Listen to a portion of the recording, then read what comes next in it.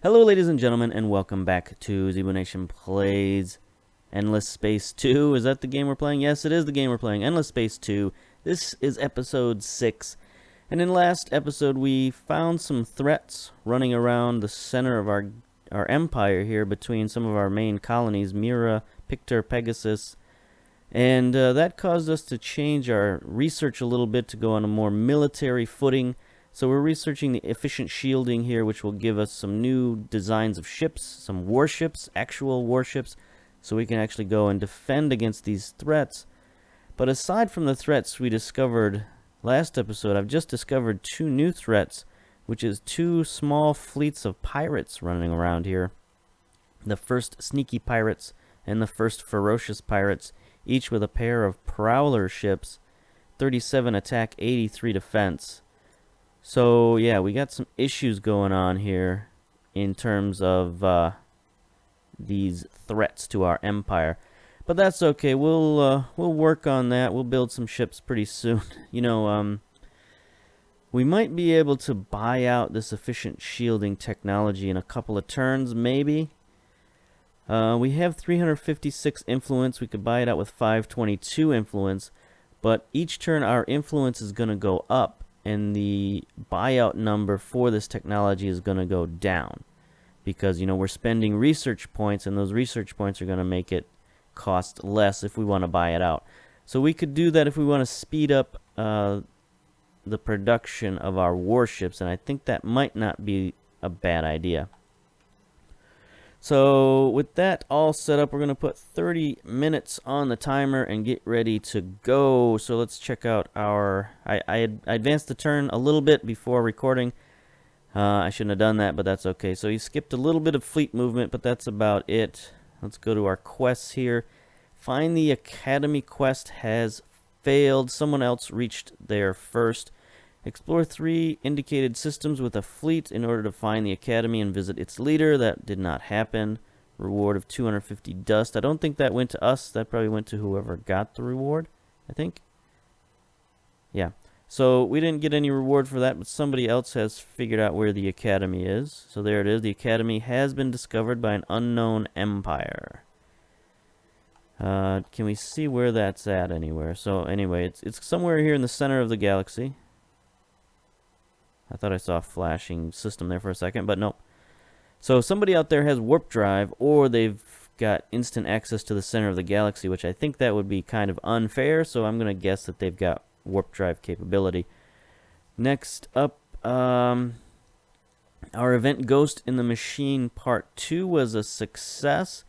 So if you recall, I think this was like the second or third episode where we discovered this crazy ancient machine on one of our planets, and we sent a bunch of scientists there to do some research, and they've discovered the secrets now to this machine, and that's going to give us plus 10 dust production on our systems for 15 turns. That's excellent. That's going to help us out quite a bit, because one of our other things we're trying to do, that's not what we're trying to do.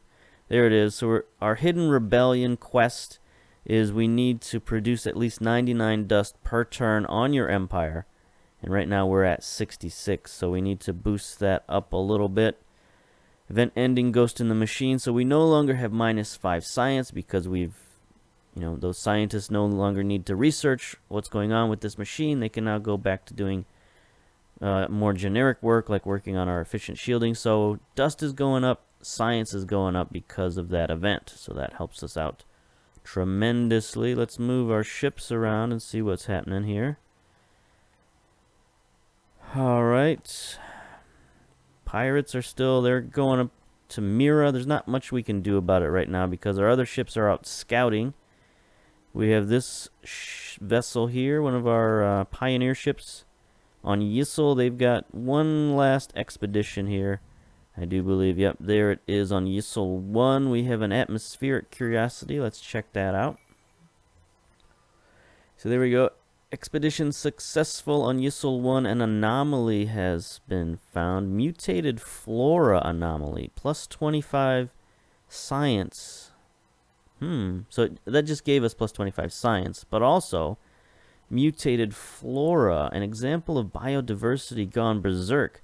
This plant shows a variety of plant mutations of every size, shape, color, scent, flavor, and psychoactive effect that one could imagine. Some of the more notable results include rich food supplies and ecstatic gourmet chefs. So the effects of this is plus 20 approval, plus 2 food per person. So this is like basically the perfect plant, some kind of superfood that we discovered, and it can basically be whatever you want it to be. So that's cool. So our chefs are going to have a good time with this. I think we need to put a colony here on ISIL 1 in order to really get that. So it shouldn't take too long for us to be able to colonize steps. I mean, we are missing the technology, but I don't think that's machine bacteria is the technology we need, and I don't think that's very hard to get. So hopefully we'll be able to add that to our empire shortly. Then we have our other fleet over here in Corona. They've got a couple of anomalies here to scan. So let's first scan this one on Corona 3. Successful. These expeditions are rarely unsuccessful. I would say like maybe 10%, maybe even 1% are unsuccessful. So for the most part, when you send a probe out, you're going to be successful. Anyway, our analysis of life form on planet Corona 3 was successful. Eden incense. We got some +5 Eden incense loot, and there's a resource deposit. An exceedingly agreeable aroma wafts. Okay, let's try that again. An exceedingly agreeable aroma wafts from this orange-pink plant when it is burned. Sought after for its potential effects on intellectual creativity, it is valuable as a resource and for trade. So again, it adds more approval, +2 science per population. That's interesting that it would add to science. You know, it has some kind of psychoactive effect anyway. So we'll see. Helps your brain power. It's yeah. Anyway. Let's see. Corona 2 also has a curiosity, some ruins on Corona 2. Let's check that out with our second probe. Expedition successful. We've got a new support module.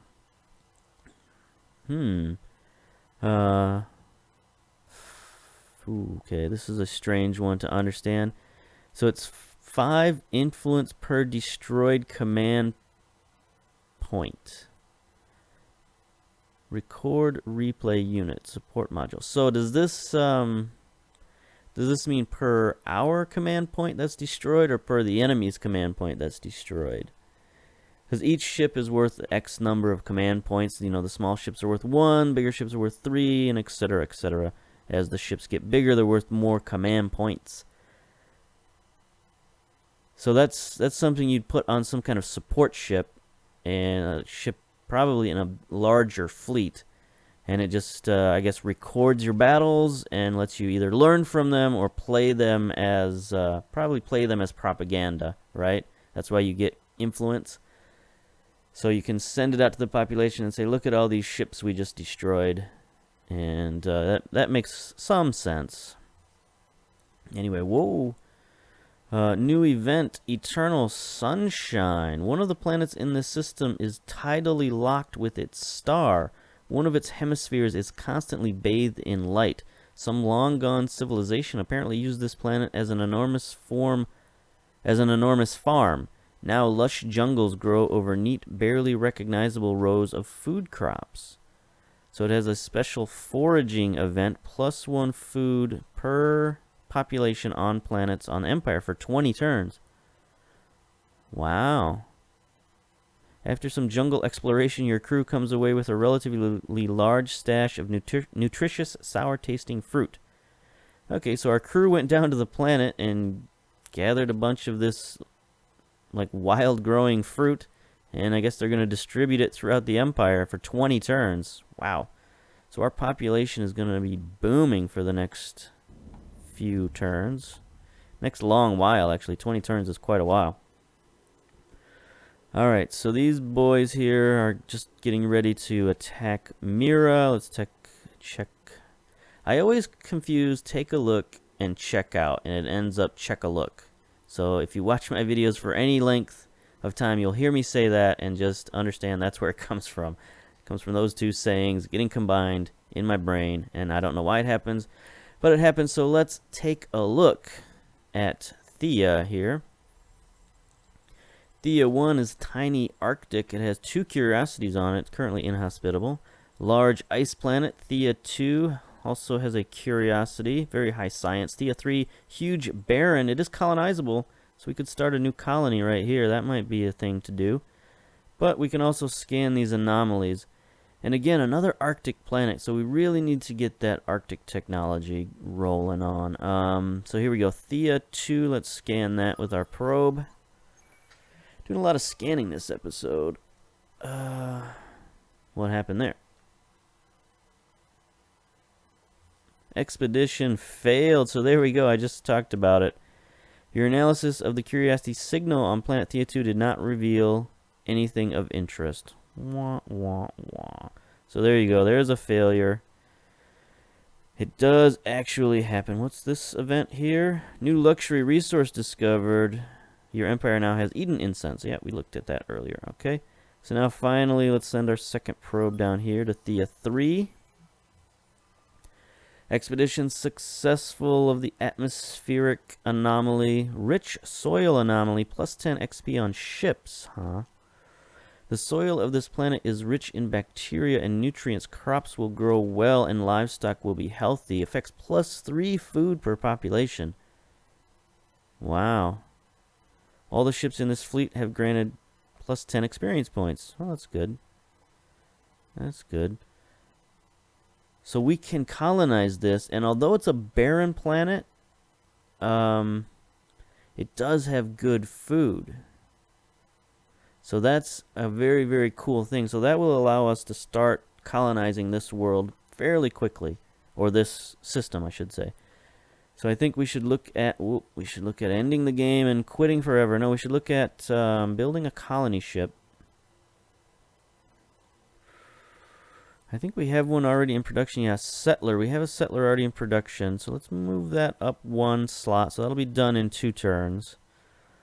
We also have a couple of new things we can build. We found this last episode. The honeycomb scope is a system improvement that we can build. It doesn't cost very much, only 160 production, 2 turns of upkeep. You know what? Might as well just throw that into the pot as well. We're delaying our endless research park, but it takes so long to build that thing. It's going to be for a while. Oh, we also need big data shipyards because we're going to get ready to start building ships. So we need to put that up there as well. So we're just delaying and delaying. Again, this is where the strategy and the tactics of this game starts coming in. Is do you take all these short-term gains, which is what we're looking at here, building the settler, building the honeycomb scope, building the big data shipyards. That's going to take, a few turns out of our rotation. 2, 3, about 5 turns it's going to take out of our rotation that could be building one of our long-term projects, which is the endless research. Anyway, we also have the colonial exchange that we need to build. That's only going to take 2 turns. That's a little more important, honestly. So we'll put that up there. Do we have any new specializations? No, we don't have any new specializations there. Okay, so let's take a look. We should start building a checklist of things we need to do each episode so we don't forget some of this stuff. But anyway, let's start going to our different planets and our different systems. Oh, there's another thing we can look at. We can look at our population. So it appears we have 5 Imperials, 4 Harisham, 2 Hisho, 2 Kelgaros, and 1 Pulsos in our empire. So our empire is very, very diverse. It's a pretty cool thing. Most empires are dominated by one type of population. Especially some of the other races that don't get along well, they just sort of have one population type, and they just either consume or otherwise destroy any other populations they run into. So The Empire is a little bit different in that they just, bring those people into the Empire, usually peacefully, but sometimes forcefully. But in any event, they get to join the Empire and prosper as we prosper. Now, here's another thing you can do with your population is you can improve that population's chance of growing by giving them luxury items. We don't have the ability to do that yet. I think that's a research item that you research. But in the future, each different race likes different kinds of resources. So if you have those luxury resources available, you can spend them and give that population a higher chance of growing.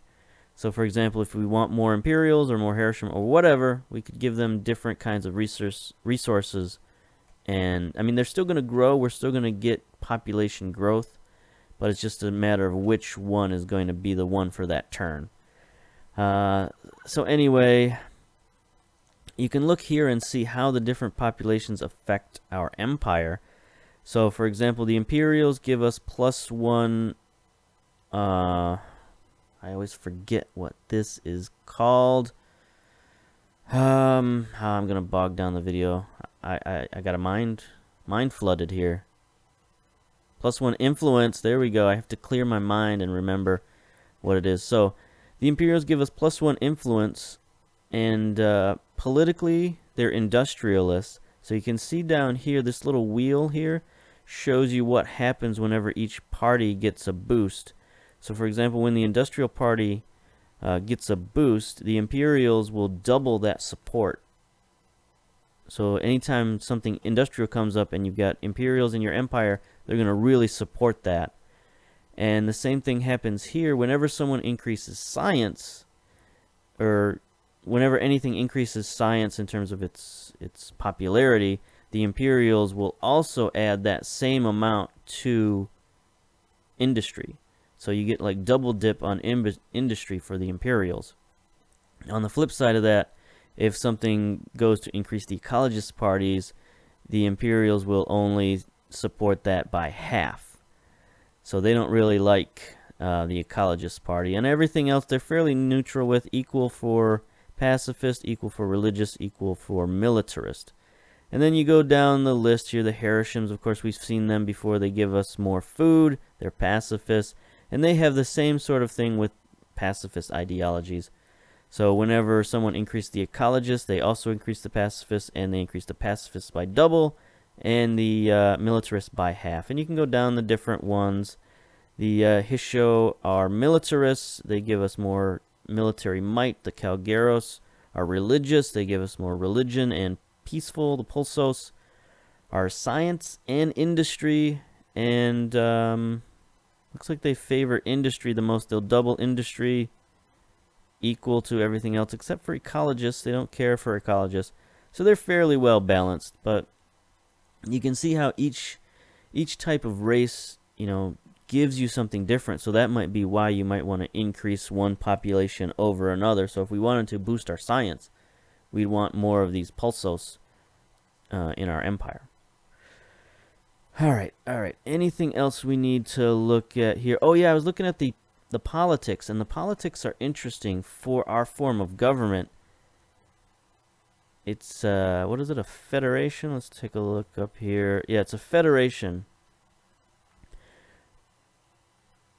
So the way it works is that your governors are the ones that get representation in the federation. But we look back at this planet. This star system has no governor, therefore they get no representation. That is not very fun. And the only people who can be governors are our heroes. So this is a very hero-based political party or political system. So we need to get more of these heroes, and that's why I wanted to get that academy. But we're gonna have to make do elsewhere. So that's something to think about for the future. Oh yeah, what else? I was going to look at what are we producing here. We're definitely producing industry. We need more industry here in... what system is this? Gemini? Yeah, we need more industry here in Gemini. So we have the interplanetary transport network. We'll add that to the queue. Add that to the queue. There we go. And then I'll move that up here. So we boost. I mean, we could spend some dust to get the Xeno industry rolling. We have 605 in the bank, and right now our bank account isn't really what we're looking for. We're looking for production of dust. So we could spend this. That would be all right. I'm okay with that. So we spent a little more than half our dust reserve to increase our industrial production over here. We're also going to need big data shipyards. Click that. And again, we're putting off some future improvements for minor temporary, well, not temporary, but short-term goals. Anyway, they don't have enough production for it to make a huge difference, but if we can get these improvements to our industry rolling, that should help everything we build after that build that much faster. So we'll keep doing that. Oh, the other thing we want is the miners union, because +1 resource generation on strategic resource deposits. And if you look here on Gemini, they've got lots of strategic resources. 1 Hyperium, 3 titanium. So we also need that built here. A lot of stuff we need to build. We don't want that to take 61 turns. 32 turns. That's going to take a lot. Through reality, there we go. So we got that in a little bit better order. Let's go back to our politics screen. Not much we can do here at the moment, so we'll wait for the next election and see what happens. Alright, I think that was a mega turn right there. We did a lot of stuff on that turn, so let's end it and keep going. Alright, our dust production is up to +75. That's excellent.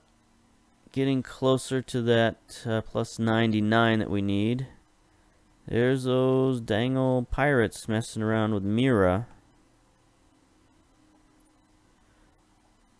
Not sure what's going on here, but they're just hanging out. Oh no, they're blockading the system, so that's no good. Oh, they just took off. So they came in, blockaded the system for a second, and then left. Nice, good for them. I don't think they caught any of our transport ships, any of our cargo ships, so I don't think that did any damage to us. So here we go. The Imperials have just increased in size, both on Pictor and on Gemini. So there we go. The Imperials are thriving. And now that Xeno industrial infrastructure that we bought out completed in one turn. So there we go. So now we're on to the interplanetary transport network. Again, all of that designed to increase our production. So we can look at Gemini now and see that their production is now up to 15. And you can see all of these turns have gone down in number. So that's very good. It's now only going to take 27 turns to reach the Gemini colony. Alright, that's good. We don't have any ships to move. So let's change that, I suppose. This Pioneer, he does not have anything left to scan. So move him back to Gemini. Take a look in Corona. Does he have anything to scan left? Nope, no anomalies here to scan either. So we'll send this fellow there too and start building up a little bit of a fleet to defend against these pirates. Speaking of which, we cannot buy out efficient shielding just yet. Looks like we'll be able to buy it out next turn, because it dropped from 500 down to 400, 373, 380. Yeah, so if it drops to 300 next turn, and then we should have well over 300. We already have well over 300 influence. So we'll be able to buy out efficient shielding next turn, and then we'll be able to start building some ships. Let's see, up here I think we got some scanning to do, but I am out of probes, so I'll have to wait a turn or two for those to regenerate. Let's see, does it say when they regenerate? Cooldown 1 turn, so we'll have to wait till next turn to get one of our probes back. And that's fine. Alright, so that will be a short turn. Make up for that long turn that we just did. And keep these turns rolling along. Alright, the Academy power has increased. Academy has reached level 2. Heroes will start at this level when recruited. So whoever owns this Academy now... well, I don't know if they own it when they discover it. Maybe they do. I thought they had to build a colony there to own it. But anyway, once somebody does own it, they're going to start getting level 2 heroes instead of the base level 1. So that'll be a big advantage for them. All right, let's check out our construction. We completed a settler. There we go. And the colonial exchange is up next. So the problem with this settler is these guys. There's the enemy fleet we were looking for. There's those 3 pincers. They're going to, like, destroy our settler if we try to move him out and send him somewhere. So, unless we can send him somewhere south here. Inhospitable, inhospitable, inhospitable. All inhospitable. Let's end the game and quit forever. Let's see. Corona. Nope. So, right now our only colonizable planet is way out here on Thea. But we got marauders between us and them. So, we're going to have to wait on that settler before they do anything. So, in the meantime, let's buy out efficient shielding. And start on our next technology, which is xenobiology. So, there we go. So, there we go. Empire development. Oop. Developing empire laws of the Senate.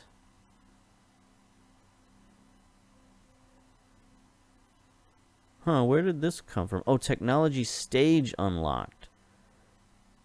Okay, so because we finished out that research, that gave us enough technologies at level 2, I guess, to give us level 3 empire development, and that gives us a new form of government, which is a new Senate. So we got +1 slots, +1 law slots. All right, so we can generate a new law here.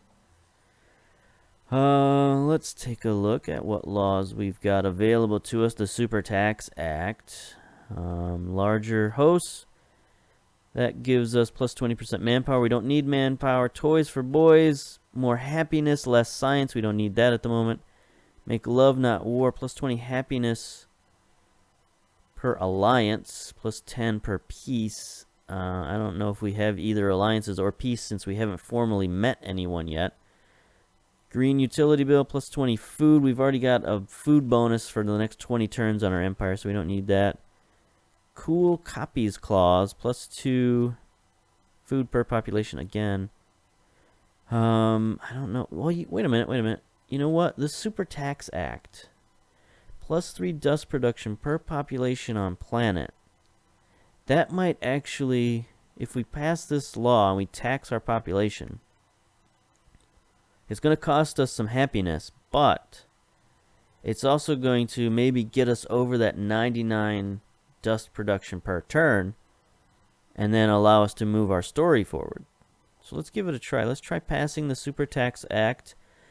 So these are the effects. No matter how well you try to sell it, when taxes go up, nobody is happy.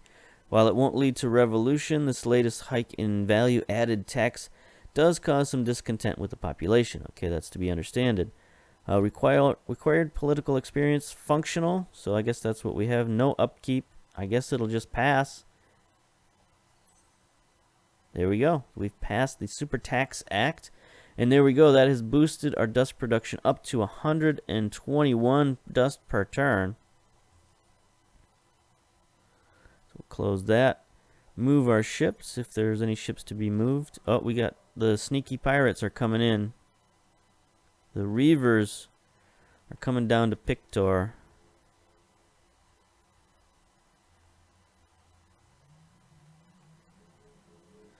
So I think we're going to need to form these guys into a fleet. Merge those fleets together.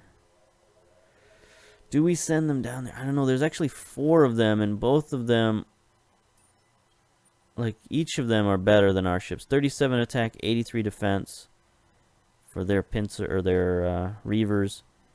And our pioneers are 34 and 69, so they're very close, but they're still better, so I don't think we should risk our ships. Let's just end our turn and see what happens. I don't think they can destroy our ship while it's in dry dock, but we'll see on that. Alright, there we go. So our quest is completed.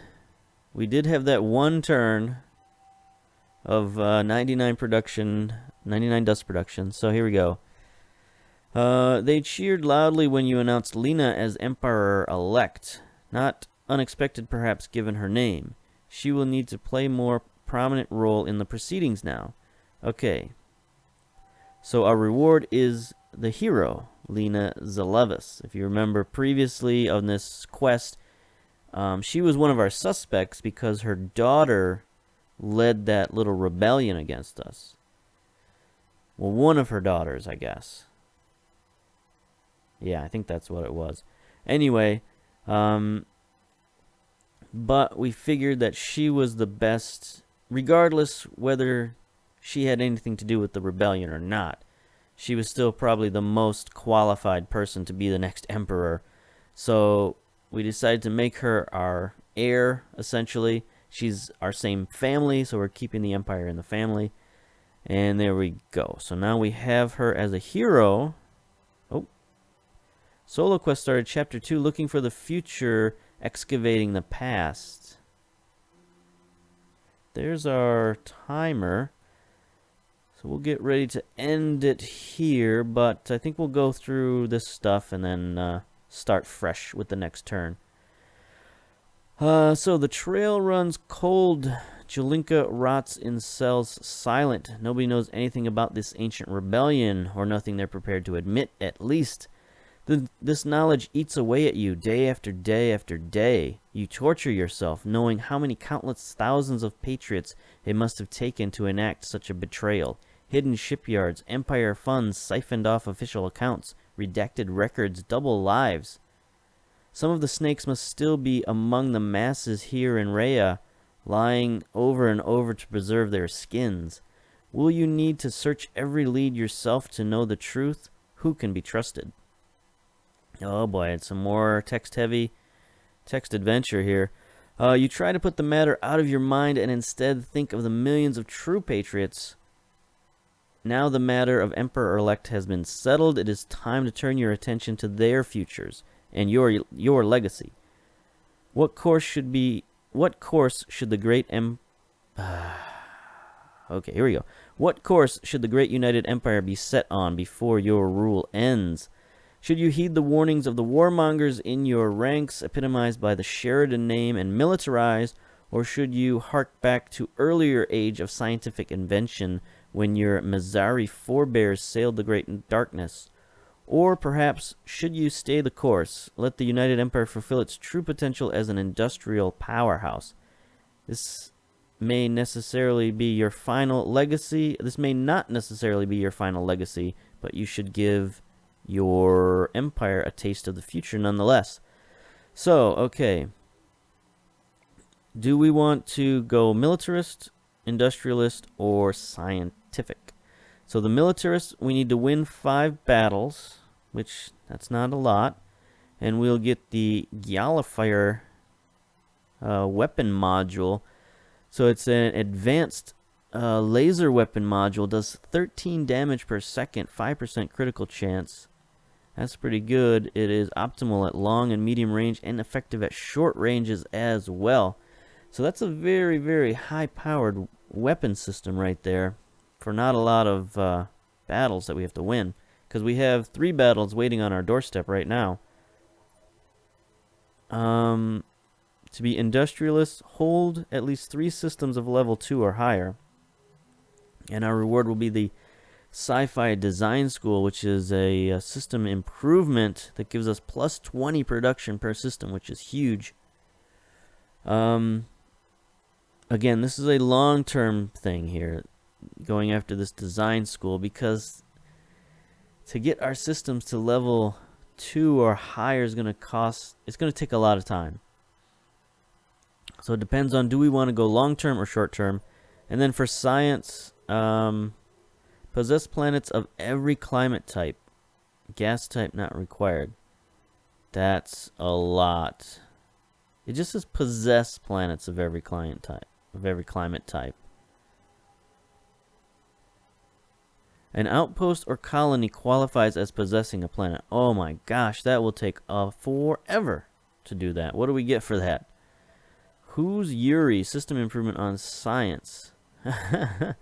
A game show named after the extremely scientifically illiterate Yuri Palin, a man who decided to eat frozen oxygen on the outpost world of Mary 7, thinking it would grant him the ability to walk across the airless world unaided. Every week, the show now seeks to discover the stupidest individual in the system, period.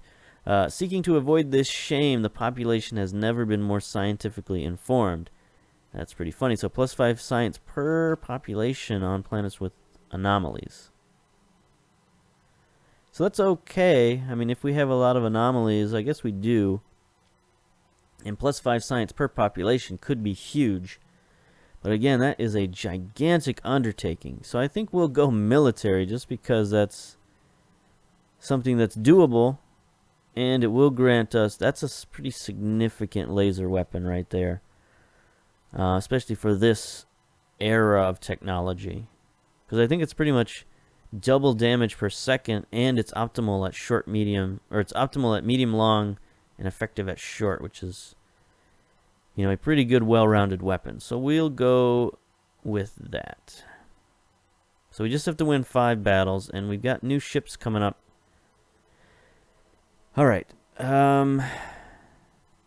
I guess we'll end it there. We'll start the next episode with whatever else is going on in this turn. So there we go. We've ended on a high note. We've got a new Emperor-elect going on. We've got a new quest. So until next time, we'll see you later. Bye-bye.